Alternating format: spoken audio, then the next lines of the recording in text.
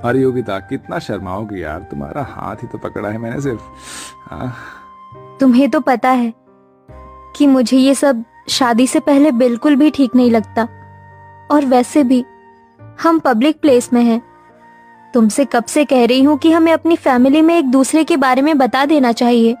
अरे बाबा, मैंने ऑलरेडी तुम्हारे बारे में अपने घर वालों को बता दिया है यार, अब तो बस तुम्हारी बारी है। तुम सच कह रहे हो? I love you Aarav. मैं आज ही अपने मम्मी पापा से बात करती हूँ। योगिता आरव एक दूसरे के साथ पिछले 2 सालों से रिलेशनशिप में थे। योगिता थोड़ी शर्मीली किस्म की लड़की थी, इसलिए आज तक उसने कभी भी आरव को ठीक से गले तक नहीं लगाया। दोनों ही एक दूसरे के बारे में अपने माता पिता से बात करते हैं और कुछ ही समय में उनकी शादी हो जाती है। आरव, तेरी चॉइस तो बढ़िया है यार। अगर मैं भी तेरी जगह होता ना, तेरी जैसे जवान होता, तो बिल्कुल योगिता बहू जैसी लड़की से ही शादी करता। अरे जैसे ही क्यों, मैं तो योगिता से ही शादी कर लेता।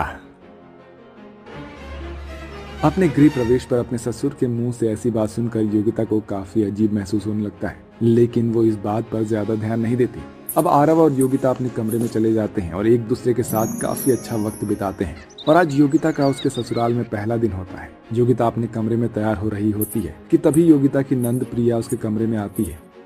ओ भाभी, इस रेड साड़ी में तो काफी सुंदर लग रही हो। आपको पता है ना कि भैया का फेवरेट कलर रेड है। कहीं वो आपको इस साड़ी में देखकर दोबारा से सुहागरात मनाने के मूड में ना आ जाए। वैसे कैसी रही आपकी फर्स्ट नाइट? प्रिया, ये सब तुम कैसी बातें कर रही हो? मैं तुम्हारी भाभी हूँ, कोई सहेली तो नहीं। भाभी, ये तो बस नॉर्मल है। बताइए ना, क्या क्या किया आपने रात में? आने वाले कुछ समय में मेरी भी शादी हो जाएगी। आप क्या अपनी नंद को टिप्स नहीं देंगी? भगवान, ये कैसी ठरकी नंद मिली है मुझे। भला अपनी भाभी से कोई इस तरह बेशर्मी से बात करता है क्या? दरअसल योगिता के ससुराल वाले थोड़े आजाद ख्याल वाले होते हैं, या यूं कहें कि थोड़े ठरकी किस्म के लोग होते हैं। घर में बहू आ जाने के बावजूद भी उन लोगों में जरा भी समझ नहीं थी। बच्चे तो बच्चे, घर के बड़े भी कुछ इसी किस्म के थे। आज तो कुछ ज्यादा ही काम था घर में। एक काम करती हूँ, थोड़ी देर आराम कर लेती हूँ।